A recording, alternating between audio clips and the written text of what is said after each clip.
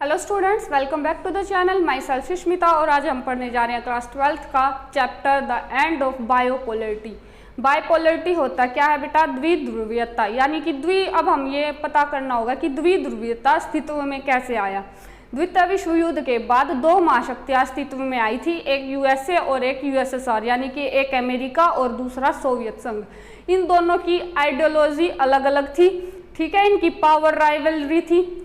तो आइडियोलॉजी में जो अमेरिका है वो डेमोक्रेसी और कैपिटलिज्म को फॉलो करता है, और जो यूएसएसआर है वो सोशलिज्म और कम्युनिज्म को फॉलो करता है। तो इन दोनों की जो आइडियोलॉजी थी, उनको मानने वाले जो देश थे वो इनके साथ हो गए। जैसे कि जो यूएसए की आइडियोलॉजी को फॉलो करते थे वो यूएसए के साथ हो गए, और जो यूएसएसआर की आइडियोलॉजी को फॉलो करते थे वो यूएसएसआर के साथ चले गए, जिससे कि द्विध्रुवीयता का अस्तित्व में आई। अब हम चैप्टर में पढ़ेंगे कि इस द्विध्रुवीयता का अंत कैसे हुआ, ठीक है। उससे पहले हमें ये सोवियत सिस्टम के बारे में जानना होगा। इसको हम पॉइंटों के जरिए देखते हैं, ठीक है। First point, the union Soviet socialist republic यानी कि USSR came into being after the socialist republic in रूस इन 1917। जब रूस में सामाजिक क्रांति हुई 1917 में, जब सोवियत संघ अस्तित्व में आया। जो रिवॉल्यूशन था, जो क्रांति थी, वो सोशलिज्म से इंस्पायर थी और ऐसी सोसाइटी का निर्माण करना चाहती थी जो कैपिटलिज्म के विरुद्ध हो, ठीक है, पूंजीवाद के विरुद्ध हो। अब दूसरा पॉइंट हमारा, after the second world war, दूसरे विश्व युद्ध के दौरान जो ईस्ट यूरोपियन कंट्रीज थी उनको सोवियत संघ ने फासीवाद यानी फेसिस्ट फोर्स से आज़ादी दिलवाई थी। और वो जो कंट्रीज थी जिनको आज़ादी दिलवाई थी सोवियत संघ ने, वो किसके अंडर आ गई? यूएसएसआर के अंडर आ गई। थर्ड पॉइंट है, there was the change in economy political system of the USSR. अब जो है यूएसएसआर की इकोनॉमी और पॉलिटिकल सिस्टम में भी बदलाव आए। Then the Soviet economy become more developed. जो सोवियत संघ की इकोनॉमी थी वो ज्यादा विकसित हो गई then the rest of the world के किसी भी देश से, एक्सेप्ट द यूएसए, अमेरिका को छोड़कर, ठीक है। अमेरिका और यूएसए में मतलब कि टकराव था। The Soviet system become very bureaucratic and authoritarian. It made the life of citizen very difficult.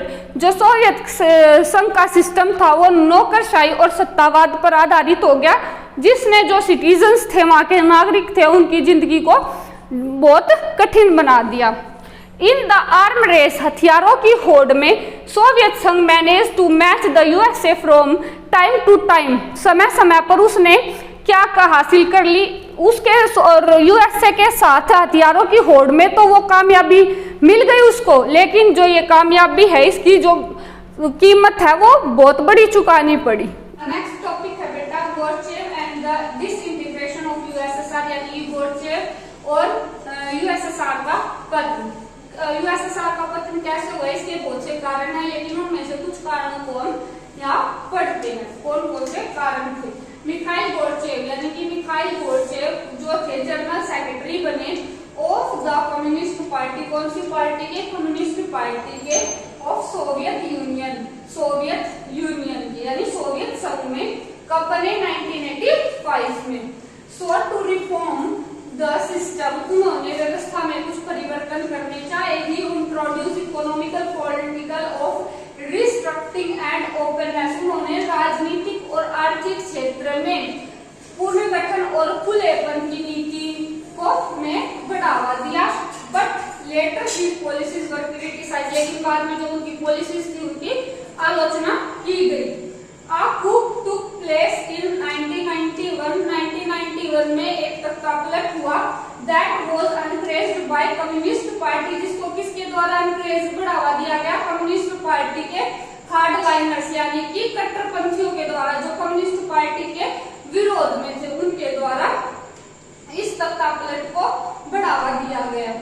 The people did not want the old style rule of communist party, और जो व्यक्ति थे वो भी अब कम्युनिस्ट पार्टी के पुराने ढंग को नहीं चाहते थे। एंड वांटेड फ्रीडम, वो भी आजादी चाहते थे। रूस, यूक्रेन और बेलारूस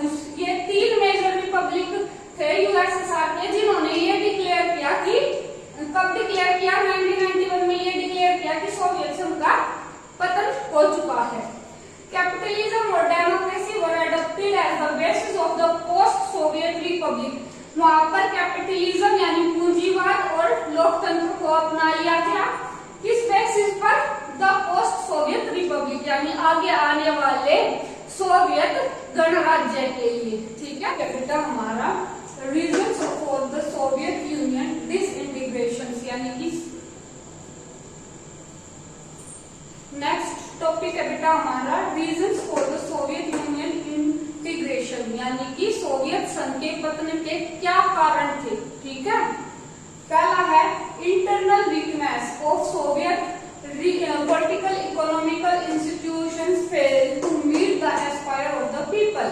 जो सोवियत संघ में अंदरूनी वीकनेस के कारण जो पॉलिटिकल और इकोनॉमिक इंस्टीट्यूट यानी संस्थाएं फेल हो गई जो लोगों की आशंकाओं को पूरा करने में। ठीक है, सेकंड पॉइंट है the economy of the Soviet union become stagnant.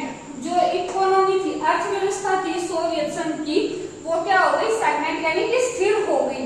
ठीक है, उसमें बढ़ावा वो बढ़ नहीं रही थी, अर्थव्यवस्था घटती ही जा रही थी यानी कि स्थिर हो गई। The Soviet economy was used much of its resources in maintaining nuclear and military. जो वहाँ की जो सोवियत संघ ने अपनी अर्थव्यवस्था का ज्यादा उपयोग वहाँ के रिसोर्स न्यूक्लियर और मिलिट्री को बनाने में लगा दिया था, इसलिए वहाँ की जो इकोनॉमी थी, अर्थव्यवस्था थी, वो घटती जा रही थी।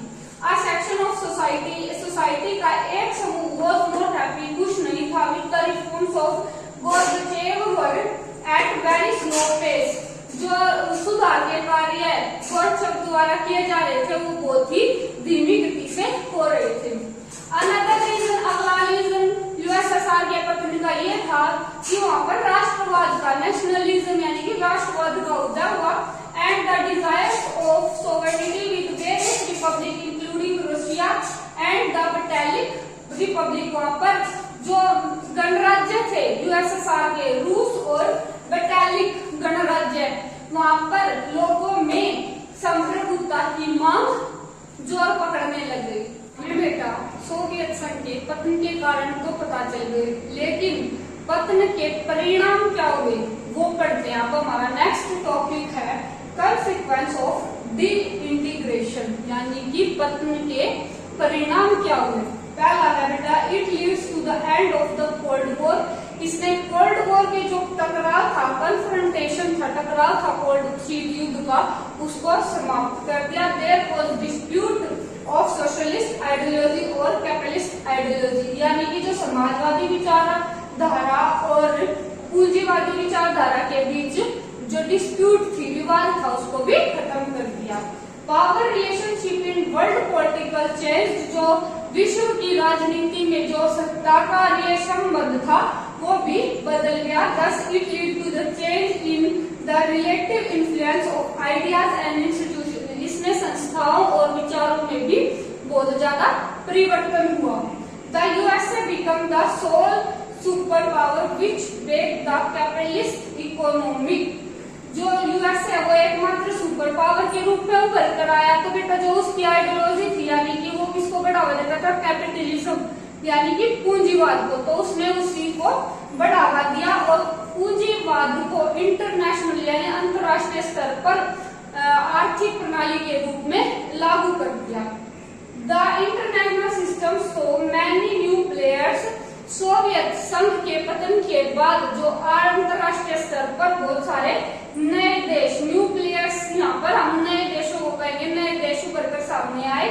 Each with the own identity, सबकी अपनी पहचान थी, अपनी रुचियां थी और उनके अपनी